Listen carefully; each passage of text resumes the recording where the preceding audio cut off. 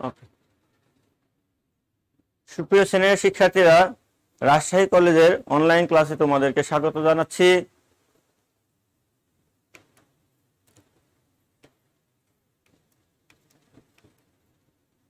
প্রথমে আমি বিসমিল্লাহির রহমানির রহিম, আসসালামু আলাইকুম। সবার উপর শান্তি বর্ষিত হোক।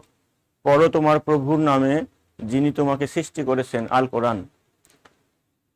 সুপ্রিয় শ্রেণীর শিক্ষার্থীরা, পরিণত সুশাসন পাঠে তোমাদেরকে স্বাগত জানাচ্ছি। আমি মোহাম্মদ জাহাঙ্গীর আলম, 29তম BCS প্রভাষক, রাষ্ট্রবিজ্ঞান বিভাগ, রাজশাহী কলেজ, রাজশাহী।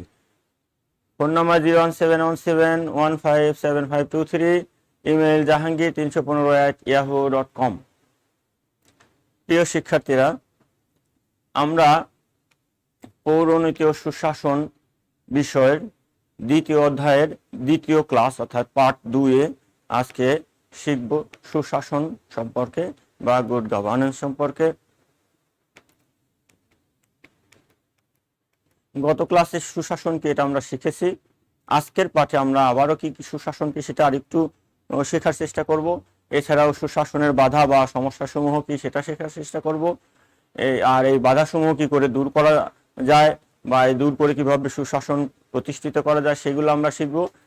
তার সাথে আমরা শিখব যে আমাদের বাংলাদেশে সুশাসন প্রতিষ্ঠার বাধাসমূহ কি সেগুলো আমরা আজকে আলোচনা করার চেষ্টা করব। এখানে দেখো একটা জিনিস, সুশাসনের বাধা বা সমস্যাসমূহ আর বাংলাদেশে সুশাসনের বাধা বা সমস্যাসমূহ, দুইটা পয়েন্ট আছে।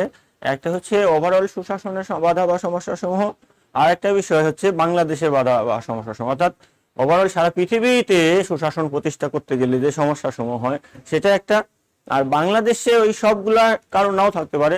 বাংলাদেশের পরিপ্রেক্ষিতে সুশাসন প্রতিষ্ঠার যে সকল বাধা রয়েছে সেগুলো আমরা আলোচনা করব। প্রিয় শিক্ষার্থীরা, আমরা ইতিমধ্যে শিখেছি যে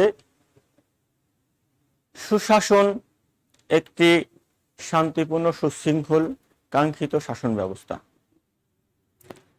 আমরা একটি গল্পের মাধ্যমে এটি আরো ব্যাখ্যা করতে পারি।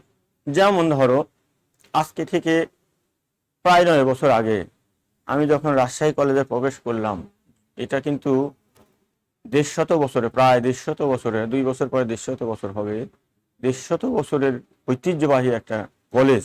কিন্তু এই কলেজের রাস্তা, অধিকাংশ রাস্তাগুলো ভাঙাচোরা ছিল, নানান জায়গা ময়লা আবর্জনা ছিল, কলেজের মধ্যে ফুলের বাগান ছিল না বললেই চলে, এবং পরিষ্কার পরিচ্ছন্নতা, সৌন্দর্য বৃদ্ধি তেমন একটা আমরা খেয়াল করিনি। কিন্তু পরবর্তীতে আমাদের বর্তমান অধ্যক্ষ স্যার, তিনি উপাধ্যক্ষ থাকা অবস্থাতেই কলেজের পরিবর্তনের একটা শুরু করেছিলেন। কিন্তু অধ্যক্ষ হওয়ার পরে পুরো কলেজটাকে প্রথমত অবকাঠামোগত এবং দ্বিতীয়ত একাডেমিক, দুই দিক দিয়েই ব্যাপক একটা পরিবর্তন নিয়ে এসেছেন।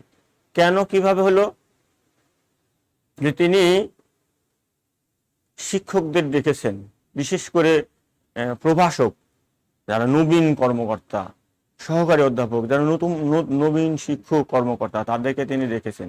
তিনি মতামত নিয়েছেন যে কিভাবে এই কলেজটাকে আমরা একটি ভালো কলেজে, সুন্দর একটি কলেজে আমরা পরিণত করতে পারি। তিনি মতামত নিয়েছেন সবার। তারপরে সেই মতামতগুলো বিশ্লেষণ করে নিজস্ব অনুধাবন দিয়ে একটি নীতিমালা তৈরি করেছেন। সেই নীতিমালা তিনি যথাযথভাবে বাস্তবায়ন করেছেন, করেই চলেছেন সর্বদা। ফলশ্রুতিতে কি হয়েছে, রাজশাহী কলেজ ঐতিহ্যবাহী কলেজ, সবসময় এটা ভালো ছিল, কিন্তু সেই ভালোর জায়গা থেকে এমন একটা ভালো জায়গা চলে এসেছে যেটা বর্তমানে অপ্রতিদ্বন্দ্বী। তাহলে এটা হলো কি করে? এইটা যদি তোমরা সুশাসনের আলোকে ব্যাখ্যা করো, তাহলে দেখবা যে তিনি অধ্যক্ষ স্যার কিভাবে এই কলেজটাকে পরিবর্তন করলেন। তিনি অত্যন্ত কিন্তু আন্তরিক, দায়িত্বশীল, তারপরে মতামত নিচ্ছেন, নিয়ম কানুন তৈরি করছেন, নিয়ম কানুন যথাযথভাবে বাস্তবায়ন করছেন, প্রতিটি কর্মীকে কাজে লাগাচ্ছেন, যে কোনো শিক্ষার্থীর মতামত তিনি নিচ্ছেন। তিনি সবসময় ইমেইল, ফেসবুক, মেসেঞ্জারে শিক্ষার্থীদের সাথে কমিউনিকেশন করছেন, শিক্ষার্থীদের মতামতকে গুরুত্ব দিচ্ছেন। তাহলে এই যে অংশগ্রহণ হচ্ছে কলেজের কাজে, শিক্ষক, শিক্ষার্থী, কর্মচারী সবাদের একটা অংশগ্রহণ, একটা উদ্দীপনা সৃষ্টি হচ্ছে। এখানে নিয়ম কানুন যথাযথভাবে পালন করা হচ্ছে, সবাইকে নিয়ম পালন করতে উৎসাহিত করা হচ্ছে, শিক্ষকদের নিয়মিত প্রশিক্ষণ দেওয়া হচ্ছে, দক্ষতা বৃদ্ধি করা হচ্ছে, প্রশিক্ষণের মাধ্যমে দক্ষতা বৃদ্ধি পাচ্ছে। তারপরে তারা যেন অনেস্ট হয়, অর্থাৎ অনেক শিক্ষকদের অনেস্টিকে, সে সময় মতো ক্লাসে যাবে এবং ক্লাসে গিয়ে যথাযথভাবে শিক্ষার্থীদের পড়ানোর চেষ্টা করবে, ফাঁকি দিবে না। এটাই শিক্ষকের সততা। সততা এক একজনের কাছে এক এক রকম। যে আর্থিক বিষয় বিবেচনা করবে সে আর্থিক অনিয়ম করবে না, কিন্তু একজন শিক্ষক কিন্তু আর্থিক বিষয়, প্রশাসনের আর্থিক বিষয় সে দেখাশোনা করে না। একজন শিক্ষকের কাজ শ্রেণীকক্ষে শিক্ষার্থীদের কিভাবে ভালো শিক্ষাদান পাঠদান করা যায় সেই বিষয়। তাহলে রাজশাহী কলেজের প্রতিটি শিক্ষক যেন সে সততার সাথে, অর্থাৎ তার যতটুকু আইন এবং নৈতিকভাবে যতটুকু দায়িত্ব পালন করা দরকার সে যেন করে, সেই বিষয়ে প্রশাসনের বা অধ্যক্ষ স্যারের একটা প্রচেষ্টা সর্বদা রয়েছে। এই যে সব কিছু মিলিয়ে রাজশাহী কলেজে একটা সুশাসন প্রতিষ্ঠিত হয়েছে। আমরা যদি দেখি সুশাসনের বৈশিষ্ট্যগুলা আমরা আগের ক্লাসে পড়েছি, সুশাসন কি সেটা জানার চেষ্টা করেছি। তাহলে আমরা যদি এখন বলি রাজশাহী কলেজে কি ধরনের প্রশাসন ব্যবস্থা প্রতিষ্ঠিত হয়েছে, তাহলে নিঃসন্দেহে তোমরা বলতে পারবা যে রাজশাহী কলেজ এর সুশাসন প্রতিষ্ঠিত হয়েছে। যদিও তোমরা অনলাইনে ক্লাস করছো, অনেকেই কলেজ ভিজিট করেছো, কিন্তু তোমরা যখন প্রকৃতপক্ষে কলেজে আসবা, কলেজ শ্রেণীকক্ষে প্রবেশ করবা, শিক্ষকদের সাথে মিশবা, অন্যান্য শিক্ষার্থীদের সাথে, কলেজের পরিবেশের সাথে মিশে যাবা, তখনই প্রকৃতপক্ষে বুঝতে পারবা যে আসলে সুশাসন কি আর কিভাবে প্রতিষ্ঠিত করতে হয়। একটা নোংরা আবর্জনা নানান জায়গায় পড়েছিল, ওগুলাকে পরিষ্কার করে এখন একটা কোথাও কোনো নোংরা পাওয়া যায় না, কোথাও রং চাঁদা বিল্ডিং পাওয়া যায় না, কোথাও রাস্তায় একটু ভাঙাচোরা পাওয়া যায় না। কিভাবে হলো? উত্তর একটাই, সুশাসন। তাহলে সুশাসন কি শুধু রাষ্ট্রে? সুশাসন প্রথমে ব্যক্তির জীবনে শৃঙ্খলা থাকে, আইন কানুন থাকে, সততা থাকে, দক্ষতা থাকে, সহমর্মিতা থাকে, সৃজনশীলতা থাকে, সংবেদনশীলতা থাকে, অপরের মতামতকে প্রাধান্য দেওয়া থাকে, তাহলে অন্যকে কষ্ট দেয় না, অন্যের সুখের কথা চিন্তা করে, সবকিছু বিবেচনা করে সুন্দর একটা সুশৃঙ্খল জীবনযাপন করে। তাহলে ব্যক্তির জীবনে প্রতিষ্ঠিত হয়েছে সুশাসন। আর ব্যক্তির জীবনে যখন প্রতিষ্ঠিত হয় সুশাসন, তখন অধিকাংশ ব্যক্তি, সমাজের বা রাষ্ট্রের অধিকাংশ ব্যক্তির জীবনে যখন সুশাসন প্রতিষ্ঠিত হয়, তাহলে সেই রাষ্ট্রে বা সেই সমাজে সুশাসন প্রতিষ্ঠিত হয়। তাহলে আমাদের রাষ্ট্রে, আমাদের সমাজে যখন প্রতিটি মানুষের জীবনে সুশাসন, অর্থাৎ শৃঙ্খলাবোধ, এই যে স্বচ্ছতা, জবাবদিহিতা, সততা, দক্ষতা, গণতান্ত্রিক মনোভাব, আইন মেনে চলার মনোভাব, এই বিষয়গুলো যখন আমাদের ব্যক্তি জীবনে, রাষ্ট্র জীবনে, সমাজ জীবনে, যে কোনো প্রতিষ্ঠানে প্রতিষ্ঠিত হবে, তাহলে সেখানে কি হবে? সুশাসন প্রতিষ্ঠিত হবে। তাহলে আমরা সবসময় যে তাত্ত্বিক জ্ঞান লাভ করি, যে এই যে পড়লাম সুশাসন কি, আমরা জেনে নিলাম সুশাসন এই সেই ইত্যাদি, কিন্তু বাস্তবে আমাদেরকে যেতে হবে আসলে সুশাসন কি, সুশাসনের উদাহরণ কোথায়, কোথায় আছে সুশাসন। আমরা ইউরোপের উন্নত দেশগুলা, যেখানে পৃথিবীর সেরা রাষ্ট্রগুলা, সেখানে দিকে তাকাবো। আমরা যদি আইসল্যান্ড, নরওয়ে, ডেনমার্ক, এইসব দেশে, সুইজারল্যান্ড, এইসব দেশের দিকে তাকাই, তাহলে দেখবো সেখানে সুশাসন রয়েছে। আমরা কি কখনো শুনি যে সেখানে রাজনৈতিক গন্ডগোল, হরতাল, মারামারি এগুলো আছে কি? ওগুলা ওদের নাই। জাপান, কোরিয়া, এখানে সুশাসন প্রতিষ্ঠিত হয়েছে। আচ্ছা, আর আমাদের দেশেও অনেক প্রতিষ্ঠান, ব্যক্তি, অর্থাৎ প্রতিটি সমাজে সর্বজন শিক্ষিত ভালো ব্যক্তির জীবনে একটা সুশাসন প্রতিষ্ঠিত হয়েছে। রাজশাহী কলেজের মতো অন্যান্য এইভাবে যেসব প্রতিষ্ঠানগুলো পরিচালিত হচ্ছে, বেসরকারি প্রতিষ্ঠানগুলো অনেকগুলো প্রতিষ্ঠান রয়েছে যারা এইভাবে নিয়ম কানুনের মধ্যে, স্বচ্ছতা জবাবদিহিতার মধ্যে চলছে, সেখানে সুশাসন প্রতিষ্ঠিত হয়েছে। আমাদের রাষ্ট্রেও সব ক্ষেত্রে যে সুশাসন নাই তা না, অনেক ক্ষেত্রেই হয়েছে, তবে কিছু কিছু বাধা রয়েছে, সেইগুলো অতিক্রম করলে আমরাও আমাদের রাষ্ট্রের সুশাসন প্রতিষ্ঠিত করতে পারবো। আর এই বিষয়গুলো নিয়ে ভাববে কে, যে আমাদের রাষ্ট্রে কিভাবে সুশাসনের বাধাগুলা দূর করে একটি সুশাসিত সুন্দর স্বপ্নে সোনার বাংলাদেশ প্রতিষ্ঠিত করা যাবে, এই প্রক্রিয়াগুলো ভাববে কে? এই প্রক্রিয়াগুলো ভাববে এই যারা এই বিষয়ে অধ্যয়ন করবে। নিশ্চয়ই একজন ডাক্তার বাংলাদেশে কিভাবে সুশাসন প্রতিষ্ঠিত হবে এই বিষয়ে ভাববেন না, একজন ইঞ্জিনিয়ারও ভাববেন না, একজন সাহিত্যিকেরও এটা কাজ নয়। কাজ কার? যারা পৌরনীতি এবং সুশাসন বা রাষ্ট্রবিজ্ঞান অধ্যয়ন করলো, তাদেরকে কিন্তু ভাবতে হবে যে কিভাবে এই দেশটাকে আমাদের পিতা, জাতির পিতা বঙ্গবন্ধু শেখ মুজিবুর রহমানের স্বপ্নের একটি সমৃদ্ধ, শোষণমুক্ত, সুশাসিত বাংলাদেশ, এটা কিভাবে প্রতিষ্ঠিত করা যায়, এটা তারা ভাববে, আইডিয়াগুলো সবার মধ্যে ছড়িয়ে দিবে। কারণ একজন ডাক্তারকেও সুশাসন প্রতিষ্ঠায় অংশীদারিত হতে হবে, ইঞ্জিনিয়ারকেও হতে হবে, সাহিত্যিককেও হতে হবে, এমনকি একজন ভিক্ষুক থেকে শুরু করে একজন চৌকিদার দারোয়ান থেকে শুরু করে মন্ত্রী, প্রধানমন্ত্রী, রাষ্ট্রপতি পর্যন্ত সবাইকে কিন্তু সুশাসন প্রতিষ্ঠায় আন্তরিক হতে হবে। কোনো একটা জায়গায় যদি এখানে দুর্বলতা থাকে তাহলে কিন্তু পরিপূর্ণ সুশাসন প্রতিষ্ঠিত হবে না। যেমন সুশাসন একটা আমব্রেলা কনসেপ্ট বলা হয়, good governance is a umbrella concept, একটা ছাতার মতো বিষয়। একটা ছাতার যদি একটা শিক ভেঙে যায় বা একটা ওই যে টিপ দেয় যেখানে একটা ইয়ের সাথে বেঁধে থাকে আর কি, এটাতে ছাতা যারা সারা তারা বলে ঘোড়া বলে, হর্স বা ঘোড়া বলে, ওই জায়গায় বেঁধে থাকে, টিপ দিলে ছাতাটা বন্ধ হয়ে যায়। তো ওইটা যদি নষ্ট হয়ে যায় তাহলে ছাতাটা কি হবে? সামান্য একটা বিষয়, একটা সুতা ছিঁড়ে গেছে, তাহলে ছাতাটা পরিপূর্ণ হলো কি? ওইটুকু দেখা যাবে বাতাসে উঠতে থাকে। শিকের সামান্য একটা চিকন একটা শিকের নিচে আরেকটা চিকন তারের মতো থাকে, ওইটা ভেঙে গেল, তাহলে কি ছাতাটা কি হবে? ছাতাটা কিন্তু অকেজ হবে। সব কিছু এভরিথিং আছে, একটা পয়েন্ট দুর্বল, তাহলে কি? ছাতাটা অকেজ। সুশাসন হলে good governance is an umbrella concept, একটা আমব্রেলা বা ছাতার মতো ধারণা। তো ছাতার কোনো একটা পয়েন্টে যদি ডিস্টার্ব হয় তাহলে সেটা পরিপূর্ণ হলো না। ছাতা একটা পয়েন্টে ফেটে গেছে, সামান্য একটু ছিদ্র, বৃষ্টি হলে সেখান দিয়ে পানি পড়বে, তাহলে কি হলো? অর্থাৎ সুশাসন সার্বিক বিষয়, একটা পরিপূর্ণ বিষয়, অপূর্ণ নয়। এই পরিপূর্ণ বিষয়ে কোনো এক জায়গায় যদি দুর্বলতা থাকে তাহলে সুশাসন প্রতিষ্ঠিত হবে না।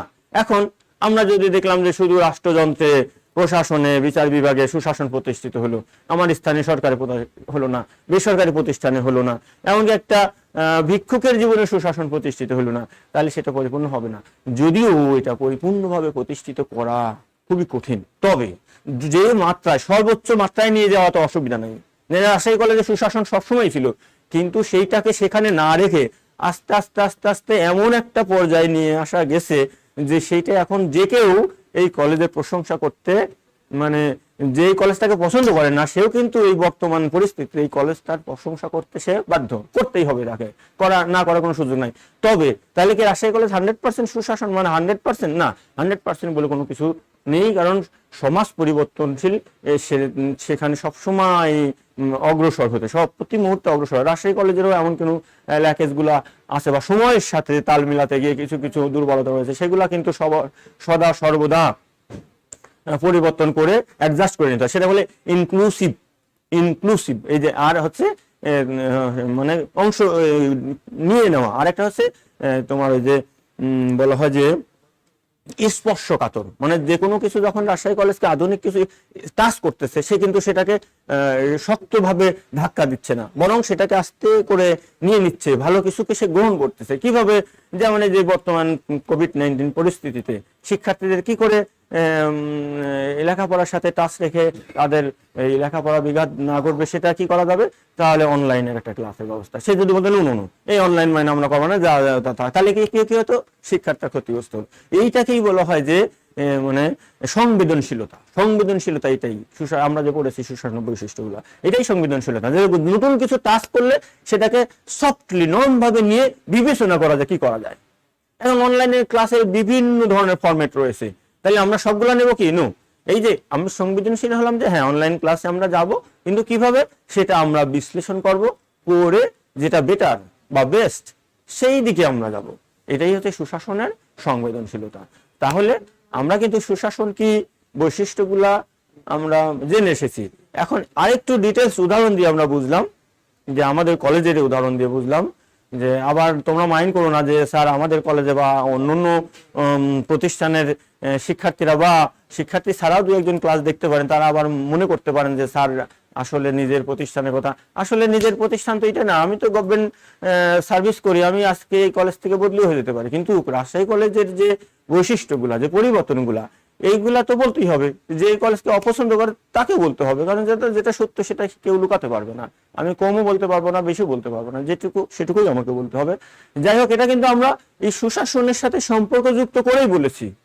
এটা একটা কোনো বানোয়াট গল্প বা সময় কাটানোর জন্য বা তোমাদেরকে অন্যদিকে মোটিভেট করার জন্য নয়, বরং সুশাসন কি সেটার একটা বাস্তব উদাহরণে আমরা আসলাম, যে একটি প্রতিষ্ঠান কিভাবে সুশাসন প্রতিষ্ঠিত হতে পারে।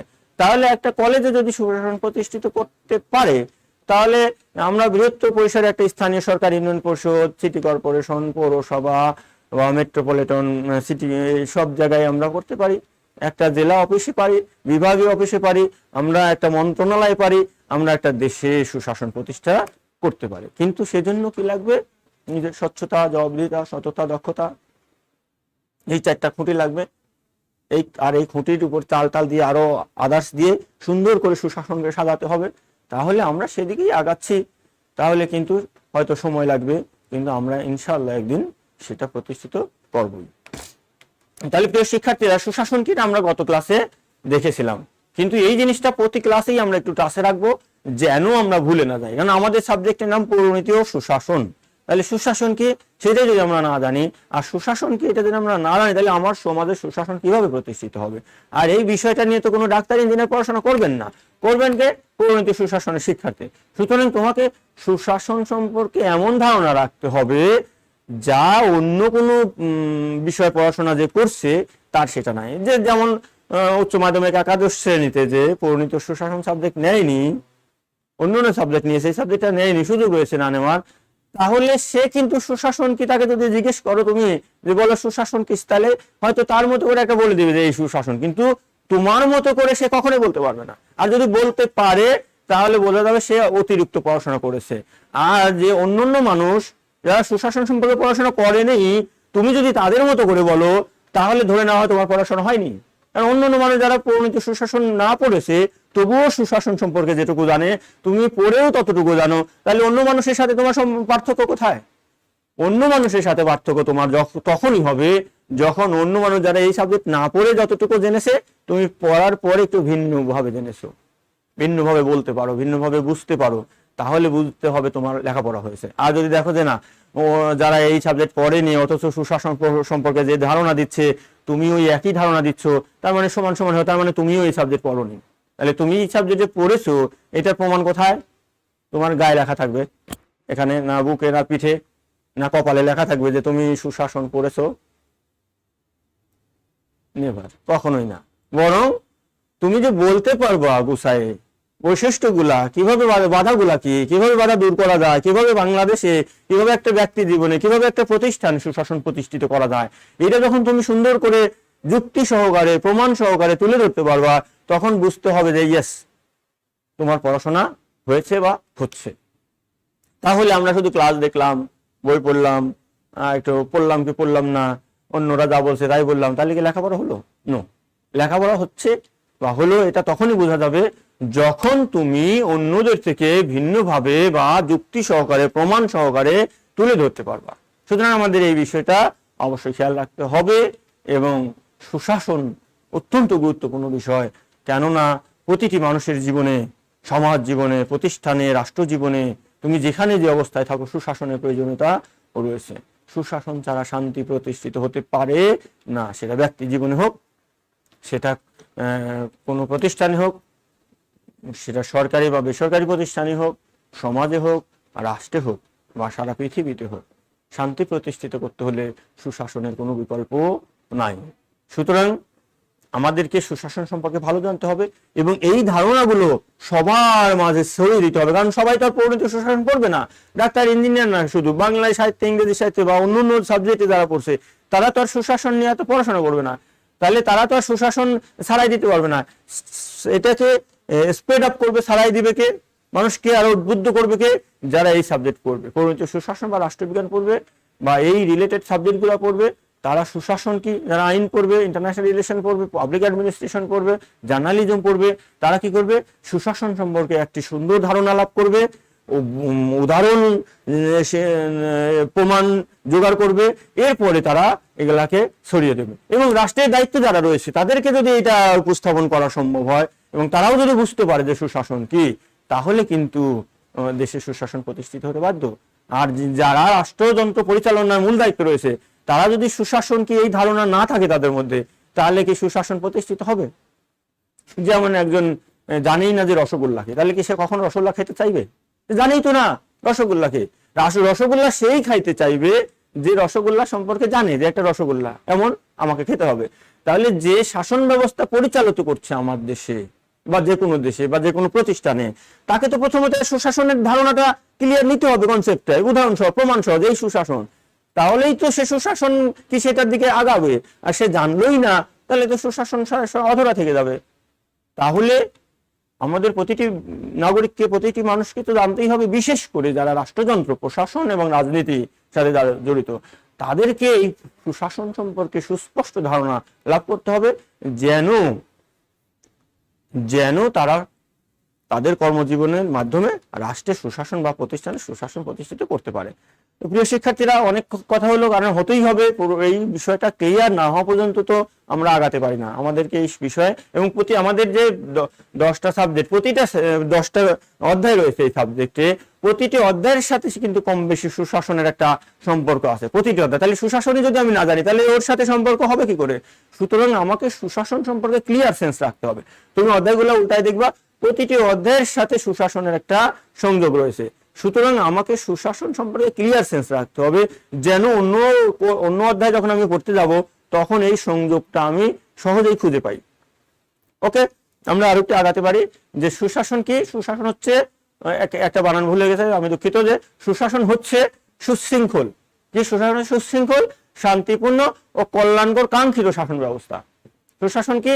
এটা সুশৃঙ্খল হতে হবে। বিশৃঙ্খল কোনো জায়গায় সুশাসন হতে, এটা শান্তিপূর্ণ হতে, অশান্তির মধ্যে সুশাসন থাকতে পারে না। এটা কল্যাণ করে, অকল্যাণের মধ্যে কখনো সুশাসন থাকতে পারে না। আর এই সবগুলো ব্যবস্থা কাঙ্ক্ষিত।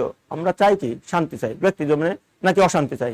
পৃথিবীতে এমন কেউ আছে যে অশান্তি চায়? যদি আমরা বলি আসসালামু আলাইকুম, তার মানে কি? আপনার উপর শান্তি বর্ষিত হোক। অং শান্তি, অং শান্তি, অং শান্তি মানে কি? জগতের সকল প্রাণী শান্তি লাভ করুক। তাহলে মানে কি? শান্তি। ইসলামের সলম ধাতু থেকে, আরবি শব্দ সলম ধাতু, ইসলাম এসে, সলম মানে শান্তি। তার মানে কি? এটা ধর্মের নামই শান্তি। আর প্রতিটি ধর্মের গীতা পাঠ করো আর তোমার ওই ত্রিপিটক পাঠ শেষে কি বলে? অং শান্তি, অং শান্তি, অং শান্তি মানে কি? শান্তি সবার কাম্য, নাকি অশান্তি কাম্য? আর সেই যেখানে শান্তি নাই সেখানে কি সুশাসন থাকে? আর শান্তি প্রতিষ্ঠিত করলে আবার ঘুরে ফিরে সুশাসনে আসতে হবে। তবে এর কোনো সুনির্দিষ্ট মানদণ্ড নাই যে এই মান গেলেই সুশাসন হবে। এটা কারণ সোশ্যাল বিষয়গুলাই হচ্ছে পরিবর্তনশীল। আজকে যেটা আমরা বলতেছি এটাই ঠিক, কালকে এটাকেই বলবো যে এটা বেঠিক। নতুন ধারণা পুরাতন ধারণাকে সরিয়ে দিচ্ছে। আমরা চক দিয়ে লিখতাম এক সময় বোর্ডে, এখন মার্কার পেনে লিখি। আবার এখানে এসে গেছে ডিজিটাল বোর্ড, মার্কার পেন টেন কিছুই লাগে না। তোমরা যে টাচ ফোন ব্যবহার করতেছো, এক সময় টাচ ফোন ছিল না, বাটন চিপতে হতো। আর এক সময় মোবাইলই ছিল না, ছিল টেলিফোন এক সময় ডিজিটাল ছিল না, অ্যানালগ ছিল। এই যে পরিবর্তন, এখন আমি যদি অ্যানালগই থাকি টেলিফোন, তাহলে কি হবে? পরিবর্তনের সাথে তো শুধু সমাজ পরিবর্তন হয় তা না, বিজ্ঞানের বিষয়গুলো পরিবর্তন হয়, সদা সর্বদা পরিবর্তন হয়। তাহলে আমি কি ওই জায়গায় পড়ে থাকবো? না, সময়ের সাথে সাথে আমাকে আগাতে হবে। সেই জন্য সুশাসনের কোনো সুনির্দিষ্ট মানদণ্ড নেই। যখন যেটাকে বলা হচ্ছে ভালো, সেটাই ভালোর আবার মানদণ্ড কি? ভালো সেটাই ভালো। সমাজের সব মানুষ যেটাকে বলে ভালো সেটাই ভালো, অধিকাংশ মানুষ যেটাকে বলে খারাপ ওটাই খারাপ। তাহলে সুশাসনের কোনো নির্দিষ্ট মানদণ্ড নাই। তবে তার সর্বস্থলে সমভাবে বিরাজমান নয়, সব স্থলে সমভাবে বিরাজমান নয়। কারণ একটা শহরের নাগরিক যে সুবিধা পায়, একটা গ্রাম, একটা শহর অঞ্চলে, একটা প্রত্যন্ত গ্রামে সেই সুবিধা পায় না। সেখানে সুশাসন আর শহরের সুশাসন, বাংলাদেশের সুশাসন আর সুইজারল্যান্ডের সুশাসন বা ডেনমার্ক, নরওয়ে, আইসল্যান্ডের সুশাসন এক হতে পারে না। তো সেই জন্য সর্বস্থলে এই সুশাসন সমভাবে বিরাজমান নাই। এটা স্থান কাল পাত্র ভেদে ভিন্ন। তবে এই যে কয়েকটা বলেছে, 2টা ভিত্তিপ্রস্তর আর হচ্ছে 4টা স্তম্ভ বা খুঁটি এবং এই জানলা দরজা মোটামুটি কিন্তু একই রকম। ঘর পৃথিবীতে তুমি যেখানে যাও সব ঘরে কিন্তু খুঁটি, ভিত্তিপ্রস্তর, চাল, জানলা দরজা আছে। হয়তো চালটা তোমার গ্রামের বাড়ির খড়ের তৈরি বা মাটির দেয়াল, আর শহরে হয়তো কংক্রিটের তৈরি, আর ব্রিটেনে গেলে হয়তো সেটা আরো টাইলস দেওয়া আছে। আর দেশে আরেক রকম, যে দেশে বরফ পড়ে সে দেশে ঢালু করতে হবে না, বরফের চাপে চাল ভেঙে যাবে। আবার যে দেশে ভূমিকম্প হয় সে দেশে তুমি যদি কংক্রিটের বাড়ি বানাও তাহলে ভেঙে চুরে গায়ের উপর পড়বে, সেখানে পাতলা কিছু কাঠ বা ওই কাগজের বাড়ি ঘর বানাতে হবে। শীতের দেশে সবজি আবাদ করতে হলে গ্রিন হাউস বানাতে হবে। কিন্তু ঘর কিন্তু ঘরই, কিন্তু এর উপাদান, ম্যাটেরিয়ালস, হয়তো ডিজাইনটা স্থান কাল ব্যবহার ভেদে ভিন্ন। সুতরাং ওই সুশাসনের ডিজাইন কিন্তু মোটামুটি এক, তার ভিত্তিপ্রস্তর আর খুঁটি, জানালার দরজা কিন্তু থাকতে হবে, কিন্তু হয়তো স্থান কাল পাত্র ভেদে একটু ভিন্ন হবে। ঠিক আছে প্রিয় শিক্ষার্থীরা, মোটামুটি আমার মনে হয় তোমাদের বোঝার কথা। তবে না বুঝলে তোমরা আরো প্রশ্ন করবে এবং আরো আলোচনার মধ্য দিয়ে এই জিনিসটা ক্লিয়ার হতে হবে। আমরা এখন আজকের ক্লাসে মূল পড়াশোনা হচ্ছে সুশাসনের বাধা কি। সুশাসন একটি কাঙ্ক্ষিত শাসন ব্যবস্থা আমরা বলেছি, শুধু শাসন ব্যবস্থা নয়, সুশাসন ব্যক্তি জীবনের ব্যবস্থা, সমাজ জীবনের ব্যবস্থা, রাষ্ট্র জীবনের ব্যবস্থা। সুশাসন মানে শান্তিপূর্ণ ব্যবস্থা, তাই সুতরাং সবাই চায়। কিন্তু এই যে যে জিনিসটা কাঙ্ক্ষিত সেটা কি খুব সহজে পাওয়া যায়? তোমার জীবনের কাঙ্ক্ষিত ছিল হয়তো এসএসসি পাস করার পরে রাজশাহী কলেজে ভর্তি হবো, কিন্তু রাজশাহী কলেজে কি তুমি তুমি দুনিয়ার সব ছেলেমেয়েরা ভর্তি হতে পেরেছে বা তুমি সহজেই পেরেছো? এর এর অনেকগুলো বাধা ছিল। বাধা ছিল কি? তোমাকে ভালো রেজাল্ট করতে হবে, এই যোগ্যতা অর্জন করতে, আর ভালো রেজাল্ট করতে গিয়ে কিন্তু তোমাকে সহজেই পরীক্ষার হলে বসলে আর লিখে দিলে ভালো রেজাল্ট হয়ে যেন পড়াশোনা করতে হয়েছে রেগুলার, ভালো করে লিখতে হয়েছে খাতাটা। তারপরে খাতাটা যে দেখছে তোমাকে হয়তো ভালো মূল্যায়ন করেছে, এমন হয়তো ভালো পড়েছো, ভালো লিখেছো, খাতাটা ঠিক মতো মূল্যায়ন এমনও হতে পারতো। তাহলে একটা কাঙ্ক্ষিত বস্তু পাওয়ার অনেক বাধা রয়েছে। নাকি খুব সহজে পাওয়া যায়? যেটা কাঙ্ক্ষিত সেই জিনিসটা সহজে পাওয়া যায় না। যা সহজেই পাওয়া যায় সেটা ভ্যালুলেস, সেটা কাঙ্ক্ষিত নয়। তোমরা জানো যে বাড়ি তৈরি করতে, পাকা বাড়ি তৈরি করতে খুবই মূল্যবান। বাড়ি ছাড়া, পাকা বাড়ি অর্থাৎ বিল্ডিং বাড়ি, কংক্রিটের বাড়ি তৈরি করা সম্ভব কি বালি ছাড়া? এটা আপাতত দৃষ্টিতে মনে হয় খুব কম মূল্য, কিন্তু বাড়িতে বালির খরচটা প্রচুর। কারণ এই ইটের গাঁথুনি, কংক্রিটের ঢালাই, ছাদ ঢালাই, প্লাস্টারে প্রচুর বালি লাগে। কিন্তু তুমি মরুভূমিতে গিয়ে দেখো খালি বালি আর বালি, ওর কি কোনো দাম আছে? এখানে দাম নাই। নদীর চরে যাই দেখো খালি বালি আর বালি, ও বালির দাম খুবই কম। অর্থাৎ একটা জিনিস যেটা মানে সহজেই পাওয়া যায় সেই জিনিসের মূল্য কম, বুঝতে হবে। আর যেটা পেতে কষ্ট করতে হয় তার মূল্য বেশি। সেজন্য বলা হয় জিনিস যেটা ভালো দাম তার একটু বেশি, নাকি কম? জিনিস যেটা ভালো দাম তার একটু বেশি, মানে একটু কষ্টটা বেশি। সুশাসন যেহেতু ভালো, সুতরাং দাম তার একটু বেশি, অর্থাৎ তার নানান বাধা পেরিয়েই সেখানে যেতে হবে। তাহলে এর বাধা কি? অনেকগুলো বাধা আছে, সেগুলো আমরা একটু ধারণা নিই যে সুশাসনের বাধা কি। প্রথম দেখো, দুর্নীতি ও স্বজনপ্রীতি।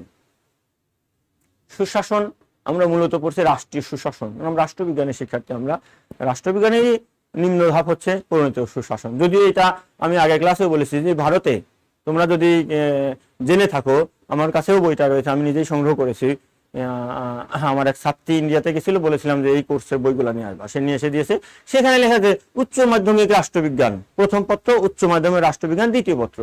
আমাদের দেশে এইটা উচ্চ মাধ্যমিক পরিণতি সুশাসন। তা আমার আশা এবং বিশ্বাস এটা আমাদের দেশেও উচ্চ মাধ্যমিক রাষ্ট্রবিজ্ঞান একদিন হওয়া উচিত। কারণ একই সাবজেক্ট, উচ্চ মাধ্যমিক অর্থনীতি, যে অনার্সে যা অর্থনীতি রয়েছে, সমাজবিজ্ঞান এখানে অনার্সে গিয়ে সমাজবিজ্ঞানী রয়েছে, তাহলে আমার এখানে তো উচ্চ মাধ্যমিক রাষ্ট্রবিজ্ঞান লিখলে তো অসুবিধা নেই। এই যে পরিণতি ও সুশাসন একটা মিক্স, তো কেমন একটা সংজ্ঞা দেওয়াও কঠিন, বোঝাও কঠিন।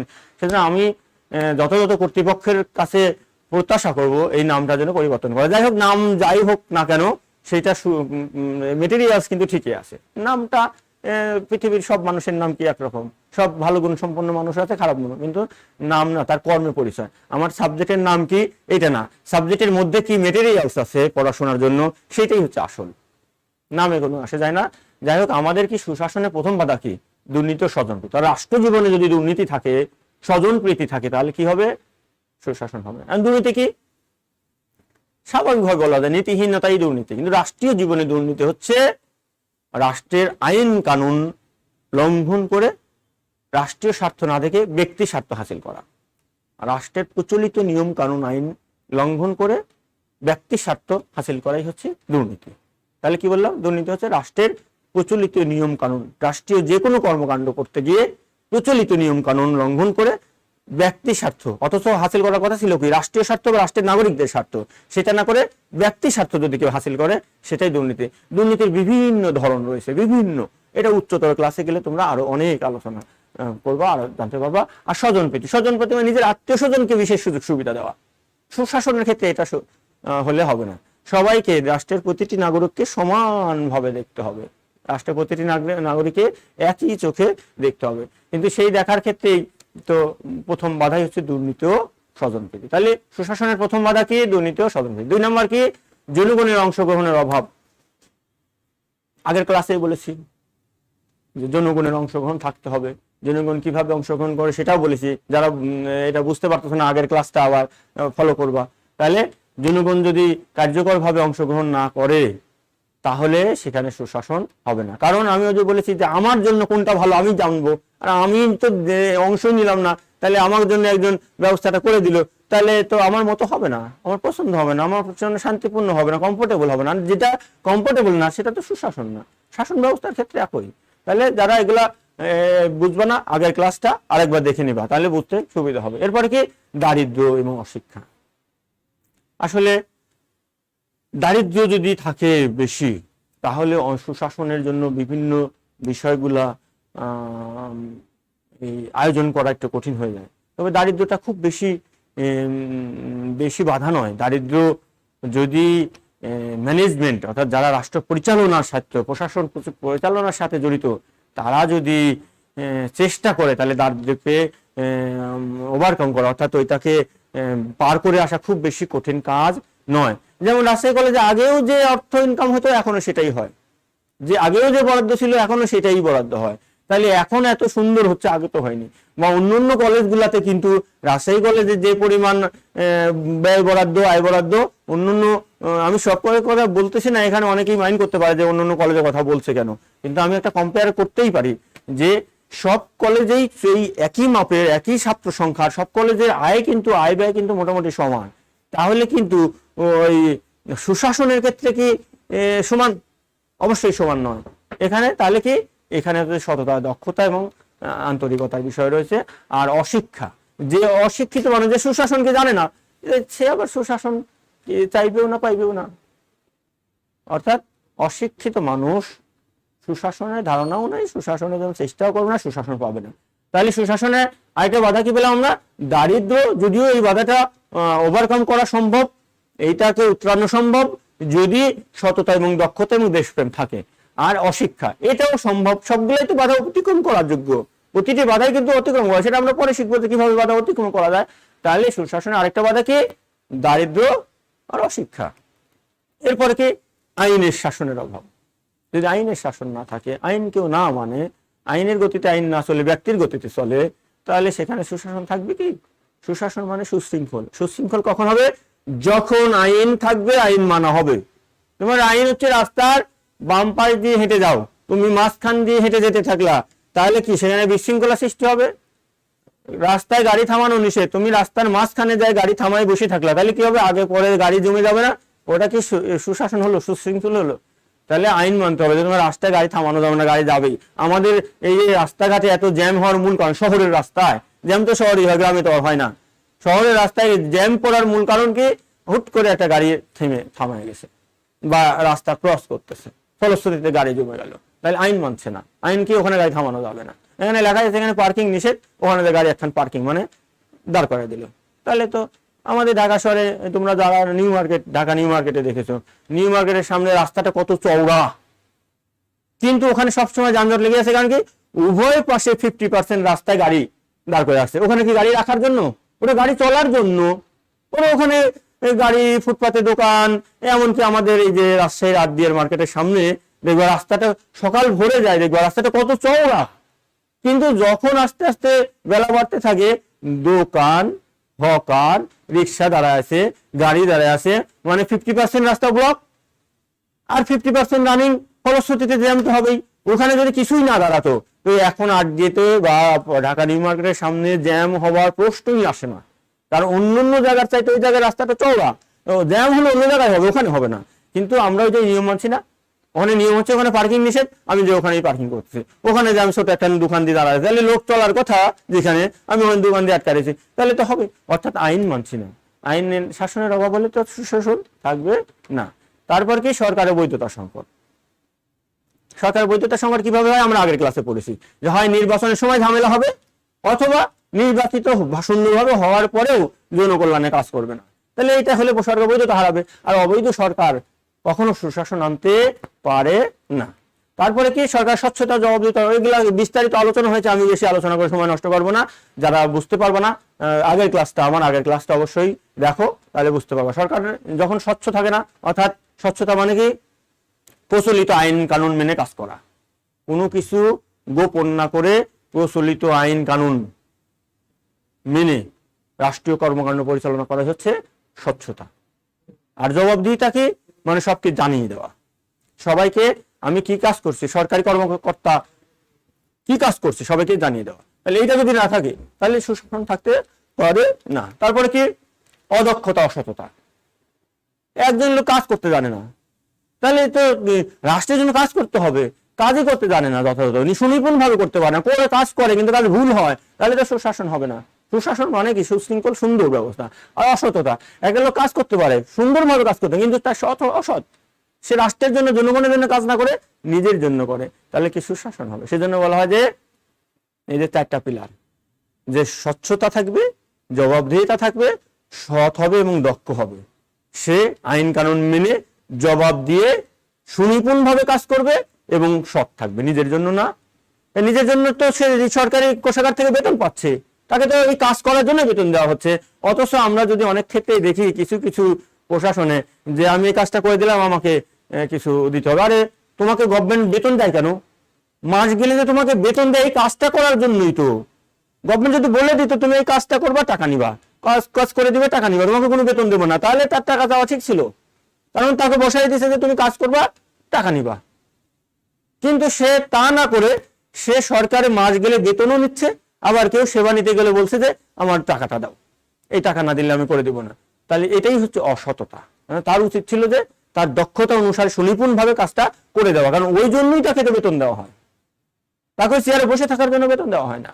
তাহলে কি হলো, সুশাসন কখন হবে? স্বচ্ছতা থাকবে, জবাবদিহিতা থাকবে এবং দক্ষতার সাথে সৎভাবে কাজ করতে হবে, তাহলে সুশাসন আলটিমেটলি চলে আসবে। যখন খুঁটি আমি দিব তখন কিন্তু ঘর এক সময় অন্য কিছু ফেলে দিলে ঘর হবে, হয়তো কম বেশি হলে হবে। সেখানে সুশাসন পরিপূর্ণ মাত্রায় প্রতিষ্ঠিত না হলেও অনেকটা তো হবে। শতভাগ না পেলে আমি তো 50%, 60%, 70% এর দিকে যেতে পারি। আর আমি খুঁটিই দিলাম না, ঘরের তো প্রশ্নই আসে না, ভিত্তিপ্রস্তরই আমার নাই, আমার খুঁটি নাই, তাহলে ঘরের প্রশ্ন আসে না। তাহলে আমার প্রথম ভিত্তিপ্রস্তর থাকলো আইনের শাসন, আর কি গণতন্ত্র আছে, তারপরে কি 4টা খুঁটি দিলাম, স্বচ্ছতা, জবাবদিহিতা, সততা এবং দক্ষতা দিলাম, তাহলে আমার কি ভিত্তিপ্রস্তর আর খুঁটি হলো। এরপরে চাল দিলে সুশাসন হয়ে যাবে। কিন্তু আমার ভিত্তিই নাই, অর্থাৎ গণতন্ত্র আর আইনের শাসন নাই, স্বচ্ছতা, জবাবদিহিতা নাই, দক্ষ লোকও নাই, সৎ লোকও নাই, তাহলে তো প্রশ্নই আসে না। তাহলে এই 6টা এলিমেন্টস প্রথম শর্ত, এরপরে চাল অন্য অর্থাৎ আরো উপাদানগুলা সেকেন্ডারি। তাহলে প্রাইমারি হচ্ছে এই ভিত্তি আর খুঁটি। ভিত্তি আর খুঁটি ছাড়া আমি ঘর কি করে বানাবো? আর সেই ঘর বানাতে পারবো বটে, কিন্তু সেইটা কি প্রকৃতপক্ষে বাসযোগ্য হবে? কখনোই না। তারপরে কি লাগবে, যে সরকার দায়িত্বশীল তার অভাব। দায়িত্বশীল সরকার যদি দায়িত্বশীল না হয়, আমি বলি যে আমাকে ভোট দিন, আগামী নির্বাচনে আমি জনগণের সেবা করিব, মানে আমাকে ভোট দিয়ে নির্বাচিত করে জনগণের সেবা করার সুযোগ দিন, কিন্তু নির্বাচিত হয়ে গেলে এই যে দায়িত্ব নিচ্ছে, কিন্তু বলতেছে কি আমি সেবা করিব, সেবা করার আমাকে সুযোগ দিন, আমি দিলাম সুযোগ, তারপরে সে বলতেছে নো, আর ওটা আমার কাজ না। দেখো, আমি একদিন আমার ইউনিয়ন পরিষদের চেয়ারম্যানের কাছে গেলাম, যে একটা নাগরিকত্ব সনদ নিতে হবে, এটা সিল মেরে বলে যে ইউনিয়ন পরিষদে সিল মেরে নে। আর সে একটা প্রতিনিধি, একটা সিল তার পকেটে থাকবে না?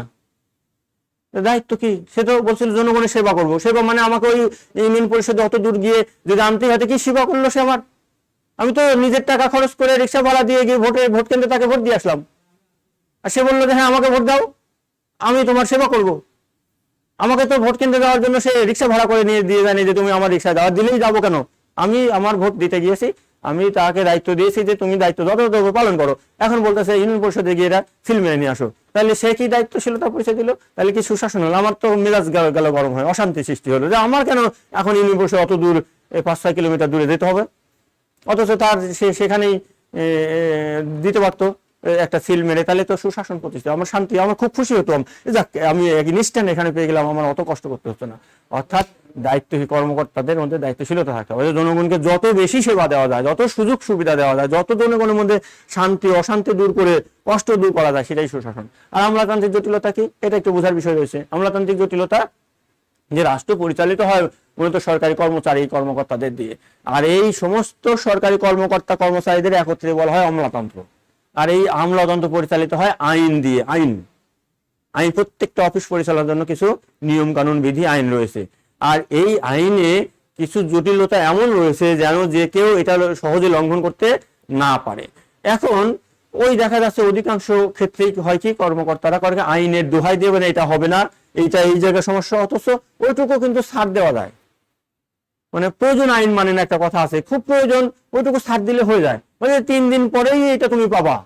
ওই কর্মকর্তা ইচ্ছে করলে তাৎক্ষণিক দিতেই পারে, কিন্তু বলবে যে না, এটা নিয়ম আছে যে 3 দিন পরেই তোমাকে দিতে হবে, 3 দিন পরে কোনোভাবে দেওয়া যাবে না। অথচ তুমি যদি বলো যে ভাই আপনাকে একটু সন্তুষ্ট করবো না, আমাকে তখন বলে ঠিক আছে ওকে নিল। তাহলে দেখো সে জটিলতা সৃষ্টি করলো কোনখানে, যে আইনে এটা নাই, নিয়মে নাই, আমার অফিসের এটা নিয়মে পড়ে না, তোমাকে এই নিয়ম করেই এই 3 দিন পরেই আসতে, অথচ আজকেই আমার দরকার। তাহলে কি হলো, এটাকেই বলে আমলাতান্ত্রিক জটিলতা, অর্থাৎ আইনের দোহাই দিয়ে জনগণকে কষ্টে রাখা। তাহলে যেখানে এই সিস্টেম রয়েছে যে আইনের দোহাই দিয়ে জনগণকে কষ্টে রাখা, তাহলে কি সুশাসন হতে পারে? হতে পারে না, প্রশ্নই আসে না।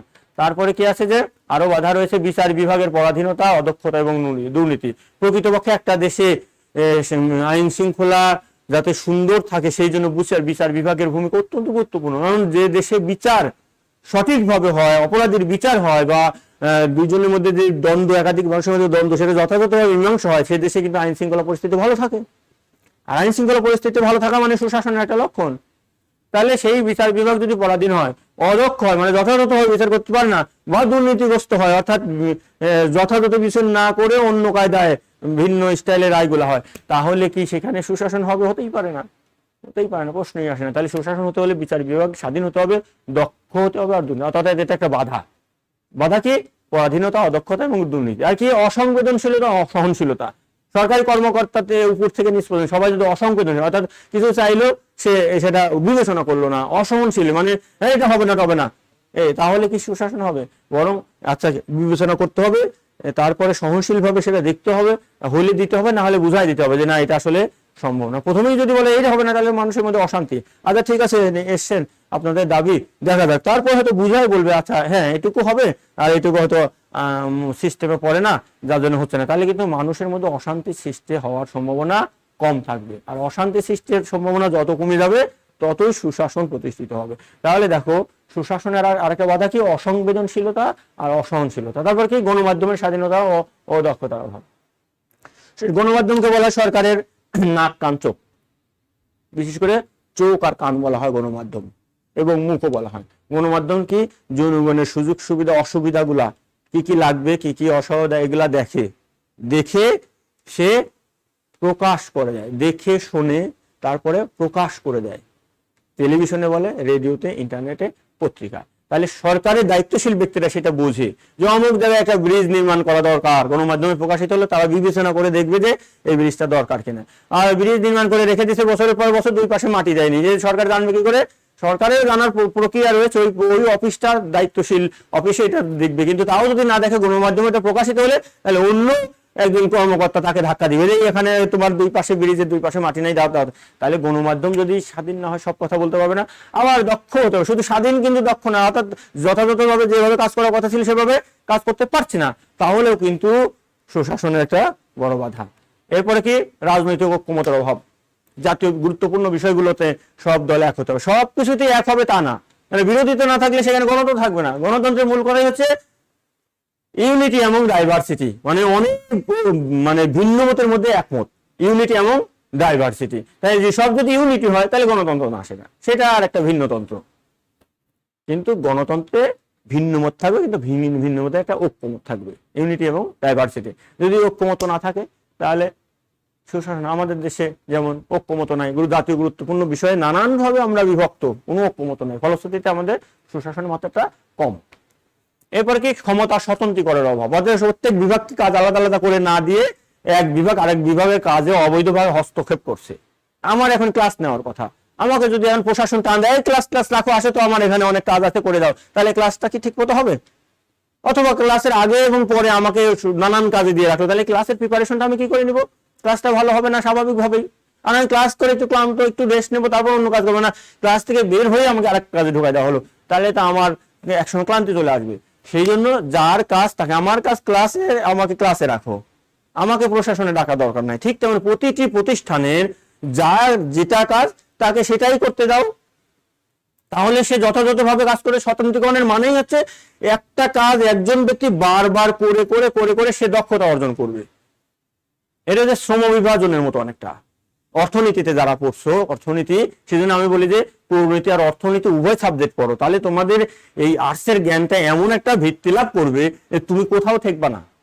তাহলে কি শ্রম বিভাজন মানে কি, একটা কাজ একই জন বারবার করতে করতে দক্ষতা অর্জন করে, সে অত্যন্ত দক্ষ ওটা অর্জন করে। আর একজন ব্যক্তি নানান কাজ করে, তাহলে কোনোটাই সে দক্ষ না। মানে মাস্টার অফ অল ট্রেডস কি jack of all trades master of none, মানে সবই পারে কিন্তু কোনোটাই মাস্টার না, মানে সুদক্ষ না।